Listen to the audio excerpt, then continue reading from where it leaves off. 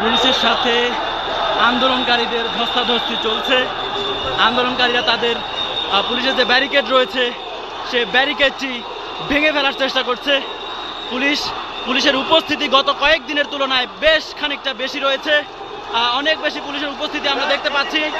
আন্দোলনকারীরা এই মুহূর্তে শাহবাগ চত্বর মোটামুটি দখল করে ফেলেছে, তবে তাদের যে অবরোধের আওতা সেটি বাড়ানোর জন্য পুলিশের সঙ্গে তাদের ধস্তাধস্তি চলছে। পুলিশের হাতে যে অবরোধটি রয়েছে, ব্যারিকেডটি রয়েছে, সেই ব্যারিকেডটি ভেঙে ফেলার চেষ্টা করছে পুলিশ। আন্দোলনকারীরা সেই ব্যারিকেডটি ভেঙে ফেলার চেষ্টা করছে। আমরা দেখতে পাচ্ছি পুলিশ এবং আন্দোলনকারীদের মধ্যে এক ধরনের এই মুহূর্তে সেই অবরোধটি ভেঙে ফেলেছে।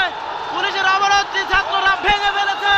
পুলিশের অবরোধ ভেঙে ছাত্ররা পুলিশের অবরোধটি ভেঙে পুলিশের ব্যারিকেডটি ছাত্ররা ভেঙে ফেলেছে। তারা ভেঙে ইন্টারকন্টিনেন্টালের দিকে বাংলা মোটরের দিকে এগোচ্ছে। ভুয়া ভুয়া স্লোগান দিয়ে পুলিশকে লক্ষ্য করে আন্দোলনকারীরা ভুয়া ভুয়া স্লোগান দিচ্ছে। তারা এই মুহূর্তে শাহবাগ চত্বর দখল করে ফেলেছে। ভুয়া ভুয়া স্লোগান দিয়ে তারা ইন্টারকন্টিনেন্টাল মোড়ের দিকে যাচ্ছে। ইন্টারকন্টিনেন্টাল মোড় দখলে নিচ্ছে।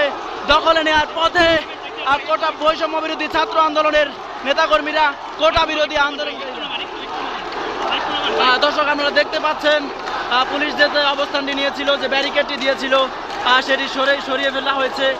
পুলিশ এই মুহূর্তে রাস্তার দুই পাশে অবস্থান নিয়েছে। রাস্তার দুই পাশে সারিবদ্ধভাবে পুলিশ অবস্থান নিয়েছে, কিন্তু পুলিশ তাদের যে ব্যারিকেডটি ছিল সেটি বেশিক্ষণ টিকিয়ে রাখতে পারেনি। পুলিশ যে ব্যারিকেডটি দিয়েছিল সেটি ছাত্রদের মাত্র দেড় মিনিটের ধস্তাধস্তির মাথায়, 1.5 মিনিটের চেষ্টায় সেই ব্যারিকেডটি ভেঙে যায়।